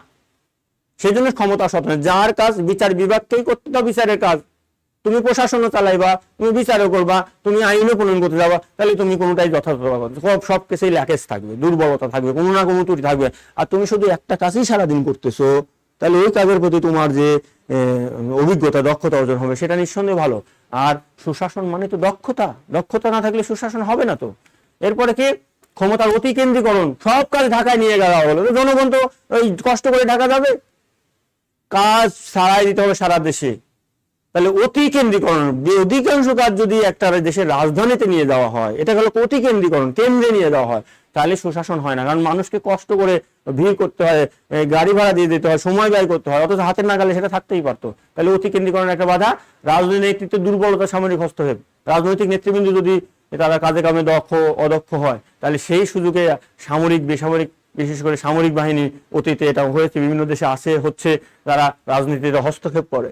সামরিক বাহিনী তো তারা একটা আমলাতন্ত্র, তারা তো জনগণের প্রতিনিধি না, জনগণের সুখ সুবিধা কি সেটা ভালো জানে না। ভালো জানে কেন? রাজনীতিবিদরা, কারণ তারা জনগণের সাথে সবসময় উঠাবাস করে, জনগণের সুযোগ সুবিধা কি সেটা জানে। যদিও বাস্তব ক্ষেত্রে কিছু কিছু পার্থক্য দেখা যায়, কিন্তু থিওরি আর বাস্তব তো মিল নাও থাকতে পারে। থিওরি যেটা, এইটা যেসব দেশে দেশ থিওরির সাথে প্র্যাকটিক্যালি মিল আছে, সেসব দেশে সুশাসন আছে। আর যে দেশে থিওরি আছে যে আমাকে জনগণ সেবা সুযোগ দিন, এটা থিওরি, প্র্যাকটিক্যালে আর সুযোগ দেওয়া হচ্ছে না, সুযোগ নিচ্ছে না, সে সুযোগ সদ্ব্যবহার করছে না, এটা হচ্ছে বাস্তবতা। তাহলে থিওরি আর বাস্তবতার মিল না থাকা ভিন্ন কথা, কিন্তু থিওরি আর বাস্তবতা যদি মিলে, তাহলে রাজনৈতিক ইতিমধ্যে যদি দক্ষ হয়, তাহলে সামরিক বাহিনী কখনো সুযোগ সুবিধা নিতে পারে না। মার্কিন যুক্তরাষ্ট্রে তো সেনাবাহিনী রাজনীতি হস্তক্ষেপ করে না, ইন্ডিয়াতে তো করে না, কিন্তু আমাদের দেশের মতো পাকিস্তানে বা ওই আফ্রিকার দুর্বল দেশগুলোতে করে। কারণ কি, সেখানে রাজনৈতিক নীতিতে দুর্বলতা রয়েছে। তারপরে আরেকটা কি আছে বাধা, আরো আছে মৌলিক মানবাধিকার ও অনিশ্চয়তা। যে জনগণের মানুষ হিসেবে আমার যে সকল সুযোগ সুবিধা দরকার সেগুলার নিশ্চয়তা নাই। আমার খাবার নাই, পেটে খাবার নাই, তাহলে কি করে সুশাসন হবে? আমার ভালো যেটা পোশাক, আমার চিকিৎসা দরকার নাই, হাসপাতালে গেলে চিকিৎসা নাই, তাহলে কি করে আমার সুশাসন হবে? আমি হাসপাতালে রুগী নিয়ে গেলাম, রুগীর চিকিৎসা হচ্ছে না, আমার মনে মনে অশান্তি, যে আমার বাবা, আমার ভাই, আমার আত্মীয়, আরে কষ্টে ডাক্তার দেখতেছে না, কষ্ট করতেছে, চিৎকার করতেছে, তার চিকিৎসা দরকার, ডাক্তার টাকায় দেখতেছে না, তাহলে কি আমার মনে তখন শান্তিতে ভরে উঠবে? আমার মনে তো অশান্তি, যে আমার বাবা কষ্ট করতেছে, আমার ভাই, আমার আত্মীয়, আমার লোকেরা কষ্ট করতেছে, আর ডাক্তার দেখতেছে না। তাহলে মানব, অর্থাৎ এই প্রতিটা অধিকার, শুধু এটা একটা উদাহরণ দিলাম মাত্র, খাদ্য নাই, অভাবে স্বভাব নষ্ট। যে লোকের খাদ্য নেই সে তো প্রয়োজনে চুরি করবে, তাদের বেঁচে থাকতে হবে। তাহলে যদি খাদ্যের যোগান আছে, পোশাক আছে, চিকিৎসা আছে, তার ভালো রাস্তাঘাটে চলে, বাড়ি ঘরে নিশ্চয়তা আছে, অত বসবাসের নিশ্চয়তা আছে, বাক স্বাধীনতা আছে, প্রয়োজনে পানীয় জলের মানে সে অভাব নাই, সেদিন ইন্টারনেট আছে, টেলিভিশন আছে, মিডিয়া আছে, সবই সে সুন্দরভাবে পাচ্ছে, তাহলে কিন্তু স্বাভাবিকভাবেই তার সুশৃঙ্খল জীবনযাপন করার কথা।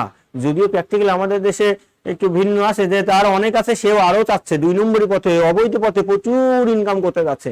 আরে যে সরকারি বড় অফিসার, সে তো সরকারি অনেক সুযোগ সুবিধা পাচ্ছে, বেতন পাচ্ছে, গাড়ি সুবিধা পাচ্ছে আরো, কিন্তু সে আরো চাচ্ছে, সেটা ভিন্ন।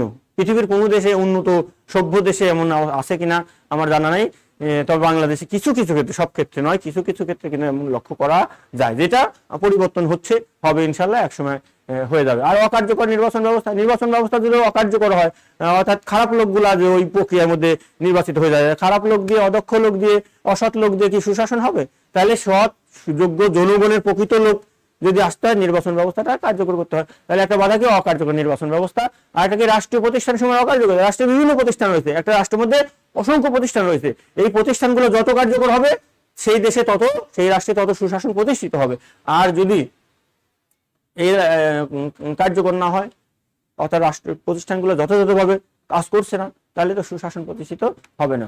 আর একটা কি রাজনৈতিক একটা রাজনৈতিক অস্থিরতা মানে কি? এই কে কখন নির্বাচিত হচ্ছে বা কে কখন সরকার পতন হচ্ছে, বিপ্লব হচ্ছে, এই হরতাল ধর্মঘট লেগেই আছে। তাহলে তো জনগণের শান্তি থাকবে না, রাষ্ট্রের মধ্যে শান্তি থাকবে না, শৃঙ্খলা থাকবে না, তাহলে সুশাসন থাকবে না।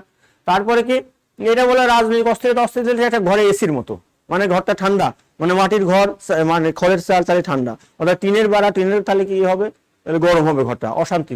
তো এই রাজনৈতিক অস্থিরতা অস্থিতিশীলতা একটা দেশের টিনের চালার মতো, টিনের বেড়ার মতো, তাহলে গরম সব সময়। আর যদি এটা খড়ের ঘর বা মাটির দেওয়াল হয়, অথবা বিল্ডিং বাড়িতে এসি লাগানো হয়, তাহলে সেটা সুন্দর আরামে ঘুমানো যাচ্ছে। তাহলে একটা রাষ্ট্রের মধ্যে এসির মতো কাজ করবে কি, রাজনৈতিক স্থিরতা এবং স্থিতিশীলতা। আর টিনের ঘরের মতো গরম করবে কোনটা, অস্থিরতা এবং অস্থিতিশীলতা। আর স্থানীয় সরকারের অকার্যকারিতা অদক্ষতা। রাষ্ট্রের মানুষ সবচেয়ে বেশি সেবা কোথায় থেকে পায়, স্থানীয় সরকার থেকে। তুমি দেখো, তোমার এই নাগরিক সনদ থেকে শুরু করে, রাস্তাঘাট নির্মাণ থেকে শুরু করে, ড্রেনেজ সিস্টেম থেকে পরিষ্কার পরিচ্ছন্ন, টিকাদান, বৃদ্ধ ভাতা, বয়স্ক ভাতা, এই জরুরি পরিস্থিতিতে বন্যা মোকাবেলার সময় সব তোমার আশপাশে এসে দাঁড়ায় কে প্রথম, স্থানীয় সরকার। সচিবালয় কিন্তু না, ইউনিয়ন পরিষদ মেম্বার, চেয়ারম্যান বা তোমার জেলা পরিষদ, ডিসি, ইউনো, এরা প্রথম দৌড়ায় যায়।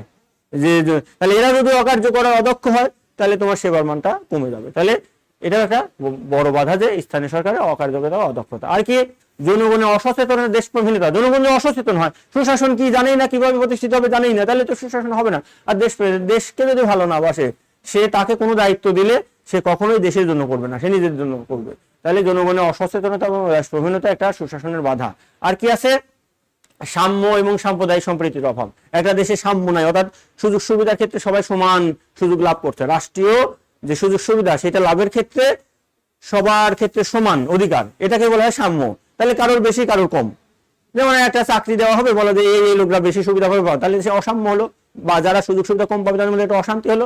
আর সাম্প্রদায়িক সম্প্রীতি কি, দেশে বিভিন্ন সম্প্রদায়, ধর্মের সম্প্রদায় থাকতে পারে, পেশাজীবী সম্প্রদায় থাকতে পারে, যেমন জেলে সম্প্রদায়, কৃষক সম্প্রদায়, পাল সম্প্রদায়, আবার ইসলামী মুসলিম সম্প্রদায়, হিন্দু সম্প্রদায়, বৌদ্ধ সম্প্রদায়।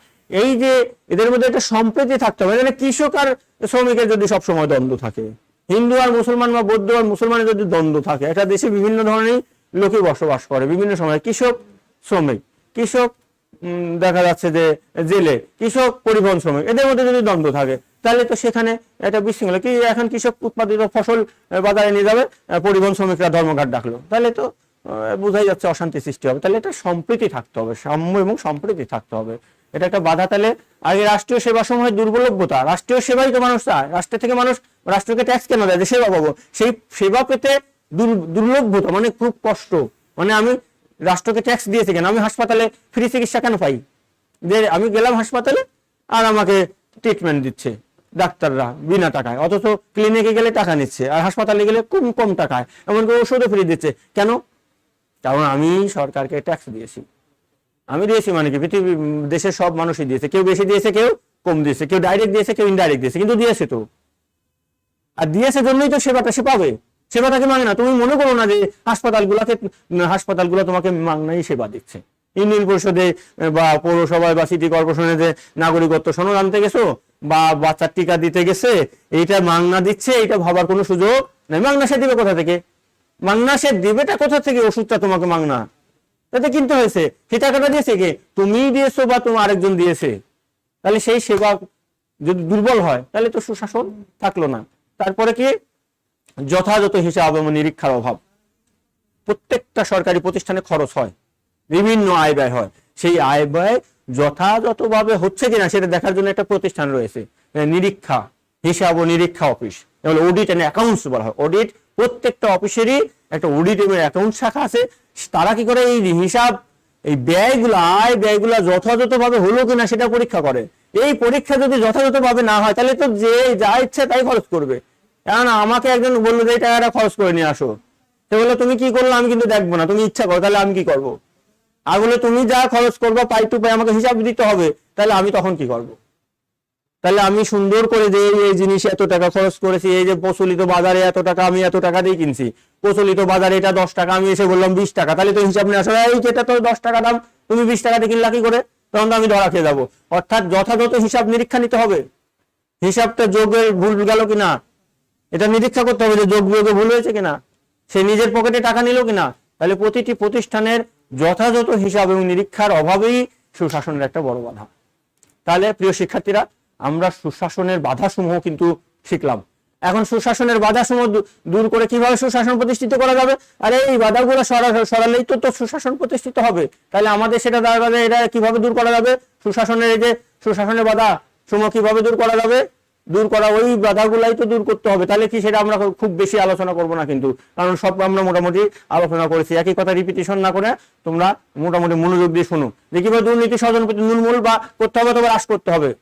করতে কিভাবে হবে, সুমন্ত্র সু বললেই কি হবে, যারা রাষ্ট্রের দায়িত্বশীল ব্যক্তি তাদেরকে আগায় আসতে হবে এবং জনগণকে। এই রাষ্ট্রটা state is the combination of civil society and political society.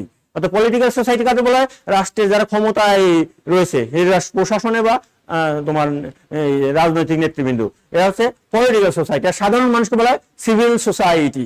এই একজন গত ক্লাসের প্রশ্ন করেছে যে সুশাসন প্রতিষ্ঠায় সিভিল সোসাইটির ভূমিকা কি। আরে সুশাসন প্রতিষ্ঠায় সবচেয়ে বেশি ভূমিকা সিভিল সোসাইটির। পৃথিবীর সভ্য দেশগুলোতে কেন সিভিল সুশাসন রয়েছে, কারণ ওখানকার সিভিল সোসাইটি সুশাসন প্রতিষ্ঠা করে। আর সরকার আসে কোথা থেকে, সিভিল সোসাইটির মধ্যে থেকেই তো।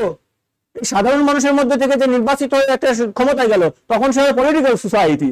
আর যখন এই পলিটিক্যাল সোসাইটি থেকে আবার সে ব্যাক করে ক্ষমতা হারায়, তখন সে আবার সিভিল সোসাইটি হয়ে যায়। তাহলে এই সিভিল সোসাইটি যদি সৎ, দক্ষ, দেশপ্রেমিক, সচেতন হয়, তারা যদি সর্বদাই সরকারের দিকে খেয়াল রাখে যে সরকার কি করতেছে, মানে তাহলে কিন্তু সুশাসন হবে। বলা যায় স্বাধীনতার মূল্য নির্ভর করে জনগণের সার্বজনীন সচেতনতার উপর। জনগণ কতটা সচেতন তার উপরেই নির্ভর করে সে কতটা স্বাধীন। তাহলে এই বাধা দূর করার প্রথম কি, দুর্নীতি আর স্বজনপ্রীতি হ্রাস করতে হবে। তারপরে কি, জনগণের অংশগ্রহণ নিশ্চিতে কার্যকর গণতন্ত্র প্রতিষ্ঠিত করতে হবে। গণতন্ত্রের নামে একটা কিছু করা না, প্রকৃত গণতন্ত্র, প্রকৃত নির্বাচন প্রতিষ্ঠিত করতে হবে। তাহলে কি হবে, সুশাসনের বাধা দূর হবে। আর কি, দারিদ্র্য এবং অশিক্ষা দূর করতে হবে। খুব সহজ না, আবার খুব কঠিনও না। খুব সহজ না, খুব কঠিন না, আন্তরিকতা থাকলে সম্ভব। মানুষকে শিক্ষিত করে তোলা যায়। আমরা তো বাংলাদেশে সব মানুষকে শিক্ষিত করে দিচ্ছি, কিন্তু এটা অনেক ক্ষেত্রে কিন্তু সুশিক্ষা হচ্ছে না। অনেকেই স্বীকার করছেন এখন যে সুশিক্ষা অনেক ক্ষেত্রে হচ্ছে না। আসলে সুশিক্ষিত করতে হবে, শুধু শিক্ষিত না, আমাদের করতে হবে সুশিক্ষিত, প্রকৃত শিক্ষা। সার্টিফিকেট একখান দিলাম যে তুমি পাস করে গেলা, তাহলে তো না। প্রকৃত শিক্ষায় শিক্ষিত, শুধু মানে কাগজে কলমে শিক্ষা না, তার চারিত্রিক গঠন, দেশপ্রেম, নীতি নৈতিকতা, এই বিষয়গুলো তো শিক্ষার মধ্যে আসতে হবে। তাহলেই তো সুশাসন সম্ভব। আইনের শাসন প্রতিষ্ঠা করতে হবে, আইন দ্বারা রাষ্ট্র চালাতে হবে, কোনো ব্যক্তি খেয়াল খুশি মতো চললে হবে না। সরকারের বৈধতা নিশ্চিত করতে হবে, অর্থাৎ নির্বাচনের সময় যথাযথ নির্বাচিত হওয়ার পরেও যেন সে রাষ্ট্র এবং জনগণের কল্যাণে কাজ করে, সেই বিষয়টা নিশ্চিত করতে হবে। তাছাড়া তো হবে না। সরকার স্বচ্ছতা এবং জবাবদিহিতা নিশ্চিত করতে হবে, অর্থাৎ সরকার যা করবে আইন মেনে করবে এবং জনগণকে জানাই দিবে যে এই যে আমার এই আইনে ছিল, আমি এটা করেছি, এটা তুমি জান এখন দেখো। তাহলে তো সুশাসন আসবে। আর সরকারের অদক্ষতা, অসততা, সততা, দক্ষতা, কাজ প্রশিক্ষণ দিয়ে দিয়ে যে কাজের যোগ্য থাকে সেই কাজে নিয়োগ দিতে হবে। এখন একজন অযোগ্য লোককে নিয়োগ দিলে সুশাসন হবে না। আর সৎ লোককে কাজে যেন সৎ হয়, অসৎ লোককেও কিন্তু সৎ বানানো সম্ভব। তাকে যথাযথভাবে মনিটর করা, আইন দিয়ে বেঁধে রাখা যে তোমাকে এইভাবেই চলতে হবে। আবার একটা সৎ লোকও কিন্তু সুযোগ সুবিধা পেলে অসৎ হয়ে যেতে পারে। তো এই বিষয়গুলো নিশ্চিত করা। আর কি, দায়িত্বশীল সরকার প্রতিষ্ঠা করা, আমলাতান্ত্রিক জটিলতা দূর করা। অর্থাৎ যে দায়িত্ব নিল আমি জনগণের সেবা করিব, নির্বাচিত করেন, সেই জন্য সত্যিই সেবা করে। আর আমলাতান্ত্রিক জটিলতা দূর করার মানে কি, আমলারা কথায় কথায় যে এটা আইনি না, এটা হবে না, আজকে না কালকে আসেন, এই মানসিকতাগুলো দূর করতে হবে। কারণ এই আমলারাও এদেশের মানুষ, আবার যে সেবা নিতে গেল সেও কিন্তু এদেশের মানুষ। তাহলে এই আমলাতান্ত্রিক জটিলতা দূর করতে হবে। আর কি, বিচার বিভাগকে স্বাধীন করতে হবে, দক্ষ হতে হবে, সততা নিশ্চিত করতে হবে। বিচার বিভাগ যখন স্বাধীন ভাবে, অন্যের স্বাধীন মানে কি, মানে যা ইচ্ছে তাই না। স্বাধীনতার অর্থ যা ইচ্ছে তাই নয়। স্বাধীনতার মানে হচ্ছে সুনির্দিষ্ট নিয়মের মধ্যে থেকে কাজ করা, অন্যের অবৈধ হস্তক্ষেপ না। আমার স্বাধীনতা মানে কি, আমি তোমাকে ঘুষিমা লাগাই দেবো, তাহলে কি স্বাধীনতা হলো? তোমার স্বাধীনতা তো যাবে কোথায়? আমার স্বাধীনতা তোমাকে কিছু না বলে, তোমার কোনো ক্ষতি না করে আমার ইচ্ছা পূরণ করা। আমি রাস্তা দিয়ে যাব, আমি রাস্তা দিয়ে যাবো, এটা আমার স্বাধীনতা। তুমি রাস্তার মধ্যে দাঁড়ায় আছো, তাহলে আমার স্বাধীনতা যাবে কোথায়? তাহলে স্বাধীন বিচার বিভাগকে তার যথাযথভাবে কাজ করতে দিতে হবে আইনের মধ্যে থেকে। আর তাকে দক্ষ করে তুলতে হবে, প্রশিক্ষণ, ট্রেনিং, সুযোগ সুবিধা দিয়ে। আর তার সততাও নিশ্চিত করতে হবে যেন জনগণ যথাযথ বিচার পায়। আর কি, অসংবেদনশীলতা, অসহনশীলতা পরিহার করতে হবে। এই হবে না, তবে না, ইত্যাদি ইত্যাদি, তোমার কোনো কথাই শুনবো না, হবে না। কেউ জনগণ কিছু বললে সরকার সেটা শুনবে, তারপরে সেটা বিশ্লেষণ করে জনগণকে হয় সেই সেবাটা দিবে, অথবা বুঝাবে যে এটা আসলে দেওয়া এই মুহূর্তে সম্ভব হচ্ছে না এই কারণে, তাহলে জনগণ তো বুঝবে। আচ্ছা, তারপরে কি স্বাধীন এবং দক্ষ গণমাধ্যম সৃষ্টি করতে হবে। শুধু গণমাধ্যমকে স্বাধীন করলে সে যা ইচ্ছে তাই কিন্তু বলে দেয়, বলে দিতেই পারে। তাকে দক্ষ করতে হবে যেন সে দেশের স্বার্থে, জনগণের স্বার্থে সঠিক সংবাদ দেয়। অনেক সময় ভুল সংবাদ দেয়, এই ভুল সংবাদে সরকারও ভুল মেসেজ পায়, জনগণও ভুল মেসেজ পায়, ফলে গন্ডগোল লেগে যায়। সুতরাং সেই জন্য শুধু পরাধীন হলে তো আবার কথাই নেই, সে কিছু বলতেই পারে না। তাহলে গণমাধ্যমকে এক জায়গায় যেমন স্বাধীন করতে হবে, আর এক জায়গায় কি করতে হবে, তাকে দক্ষ করে তুলতে হবে যেন সে জনগণ এবং রাষ্ট্রের যথাযথ নিউজটা আনে, যেন জনগণ এবং সরকারের মধ্যে ভুল বোঝাবুঝি সৃষ্টি না হয়, ভুল মেসেজ না যায়। এই জন্য তার গণমাধ্যমের সততা এবং দক্ষতার, স্বাধীনতা, সততা এবং দক্ষতার প্রয়োজনীয়তা রয়েছে। আর রাজনৈতিক ঐক্যমত প্রতি জাতীয় গুরুত্বপূর্ণ বিষয়ে গন্ডগোল করা যাবে না, ওই বিষয়ে সবাই এক জায়গায় একমত আসতে হবে, তাহলে তো শান্তি প্রতিষ্ঠিত হবে। আর কি ক্ষমতা স্বতন্ত্রীকরণ, অর্থাৎ কি যার কাজ তাকে করতে দাও, সে সেই কাজে দক্ষ হোক, অবৈধ হস্তক্ষেপ করা যাবে না। বিকেন্দ্রীকরণ মানে কি, যে কাজগুলো কি রাজধানীর বাইরে সারাই দেওয়া সম্ভব সেগুলো তুমি দিয়ে দাও রাজধানীতে বাইরে, জনগণের হাতের গোড়ায় সেবাটা নিয়ে যাও। রাষ্ট্রের কাজে তো জনগণের সেবা করা, সুতরাং সারাই দাও।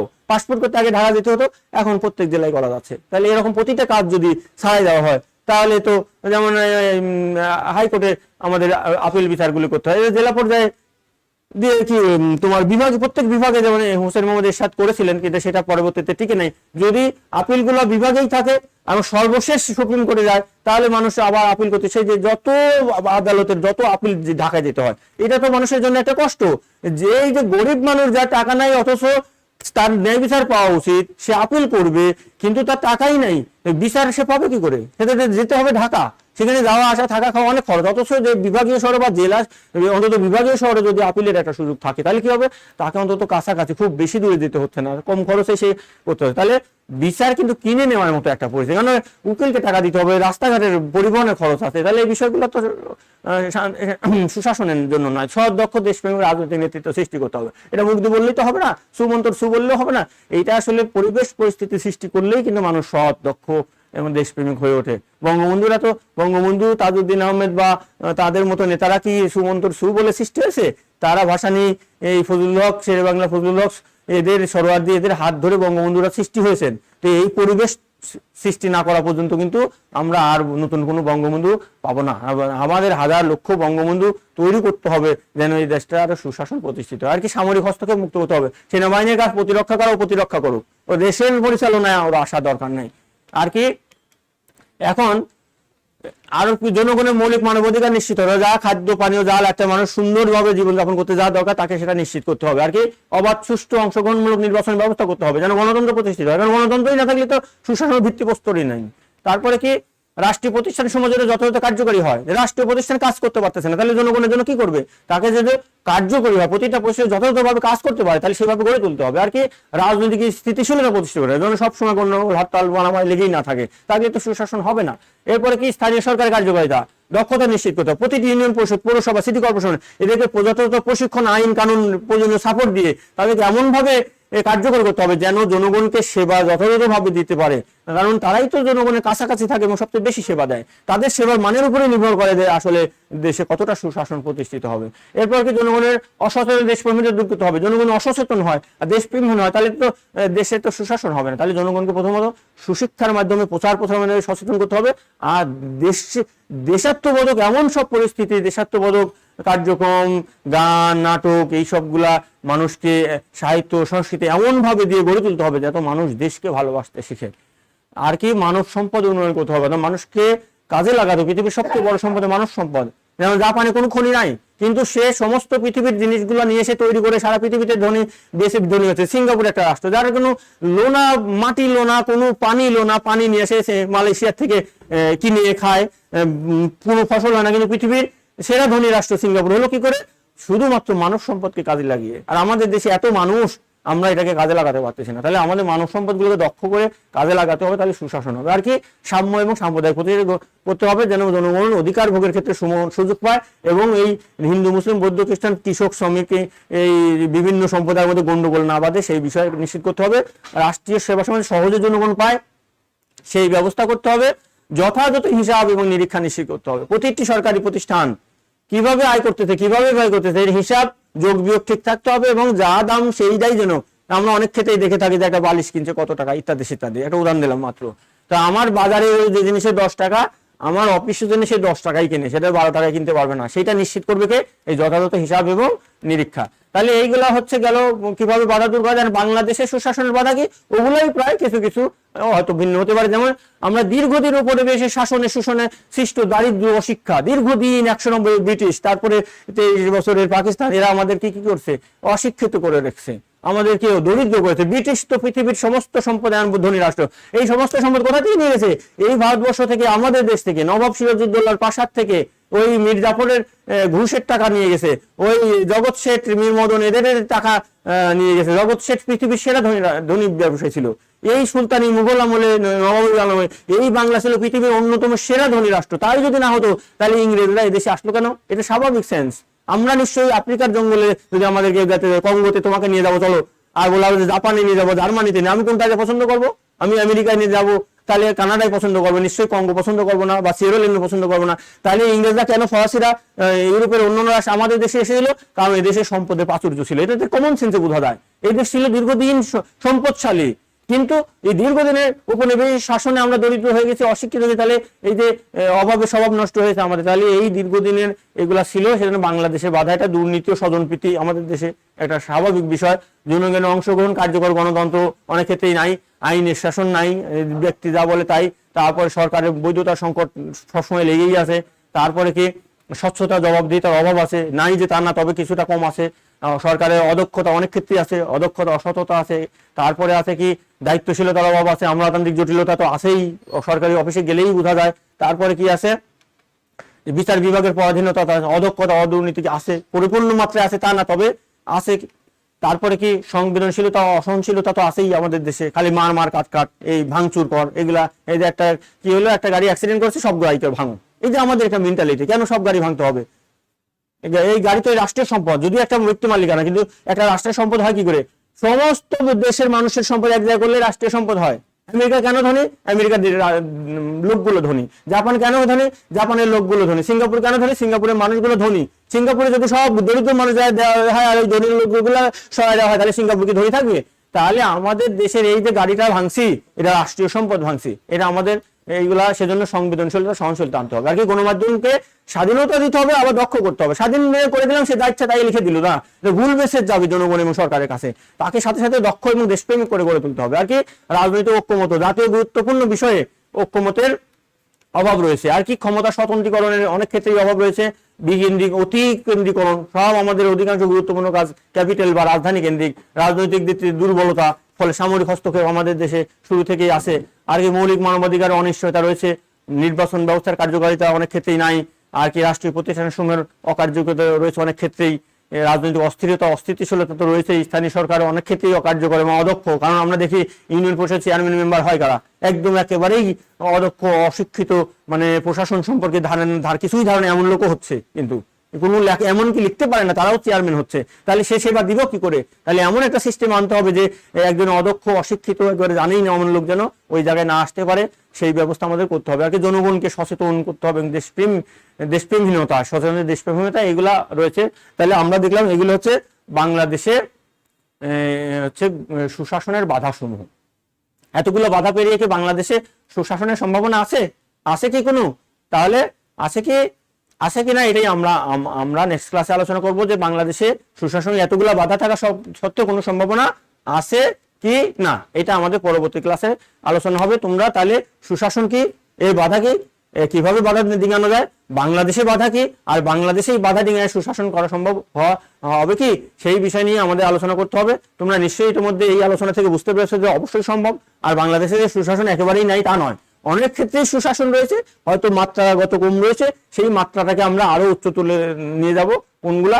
এই জাপান, জার্মানি, সুইজারল্যান্ড, আইসল্যান্ড, এই সব দেশের উদাহরণ নিয়ে এসে সেই তাদের মতো করে যখন আমরা সিঙ্গাপুরের মতো করে, কোরিয়ার মতো করে যখন আমরা রাষ্ট্রটা ওই পর্যায়ে নিয়ে যেতে পারবো, তাহলে আমাদের দেশের সুশাসনের মাত্রা আরো বাড়বে। তাহলে সেইটাই কি আমার বাংলাদেশে গুড গভর্নেন্স বা সুশাসনের সম্ভাবনা আছে কি?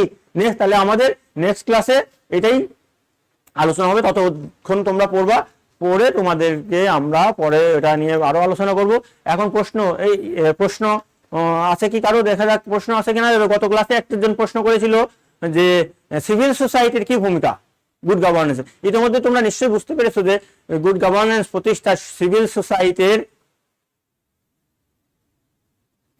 কি বলতেছে, আগামী 16ই নভেম্বর থেকে প্রতিদিন উচ্চ মাধ্যমিক পর্যায়ে শিক্ষার্থীদের জন্য সম্পূর্ণ বিনামূল্যে শুরু হবে অনলাইন লাইভ পরীক্ষা কার্যক্রম। অন্যান্য পরীক্ষা সিলেবাস পরীক্ষা তাহলে 16 তারিখ থেকে পরীক্ষা শুরু হবে। তারপরে আর কি আছে, 16 তারিখ থেকে অনলাইন লাইভ ক্লাস শুরু হয়ে যাবে, এটা প্রস্তুতি নিতে হবে, অসুবিধা নাই, ফেসবুক পেজেই পাওয়া যাবে।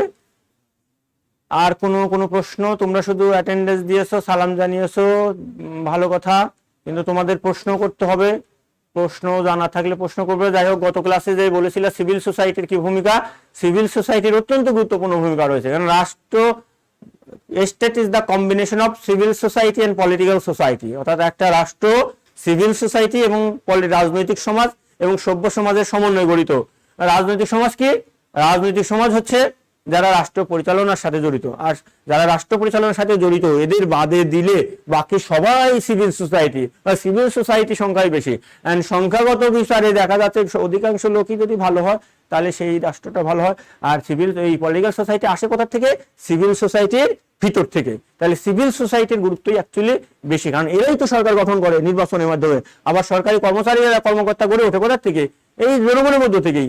সুতরাং সুশাসন প্রতিষ্ঠায় সরকারের যেমন ভূমিকা রয়েছে, সিভিল সোসাইটিরও গুরুত্বপূর্ণ ভূমিকা রয়েছে।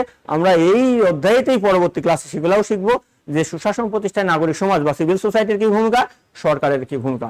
এটাও আমাদের পড়া আছে, অসুবিধা নাই। আসলে এগুলো সবারই জানা দরকার, অনেকেই যারা এই সাবজেক্টের না তারাও জানতে চায়। তো এই বিষয়গুলো আসলে জানতে হলে এগুলো পড়াশোনা করা দরকার। ঠিক আছে, আজকে তাহলে এখানে শেষ করি। সে পর্যন্ত সবাই ভালো থেকো, সবাইকে ধন্যবাদ দিয়ে আজকে ক্লাস এখানেই শেষ করছি। আবার দেখা হবে। তোমরা নিয়মিত পড়াশোনা করো, স্বাস্থ্যের যত্ন নিও। আসলে সুস্থ না থাকলে লেখাপড়া ভালো লাগে না, সেজন্য শরীর চর্চার দিকে গুরুত্ব দিও। ভালো খাবার খাবে, ভেজাল খাবার, এই রাস্তার পাশে এই দুনিয়ার অস্বাস্থ্যকর খাবার, এই পোড়া তেলে ভাজা, এই পুরি সিঙ্গারা, এই ফুচকা, এইসবগুলা অবশ্যই অ্যাভয়েড করবা। বিশেষ করে এই সময়ে শরীর সুস্থ রাখবা, স্বাস্থ্য সচেতন থাকবা। আর শরীর সুস্থ ভালো থাকলে পড়তেও ভালো লাগবে, আর ঠিক মতো পড়াশোনা করবা। আর সে পর্যন্ত আবার পরে ক্লাসে দেখা হবে। সে পর্যন্ত ভালো থেকো। এই বলে সবাইকে ধন্যবাদ দিয়ে শেষ করছি। আমি মোহাম্মদ জাহাঙ্গীর আলম, প্রভাষক, রাষ্ট্রবিজ্ঞান বিভাগ, রাজশাহী কলেজ, রাজশাহী। সবাইকে ধন্যবাদ।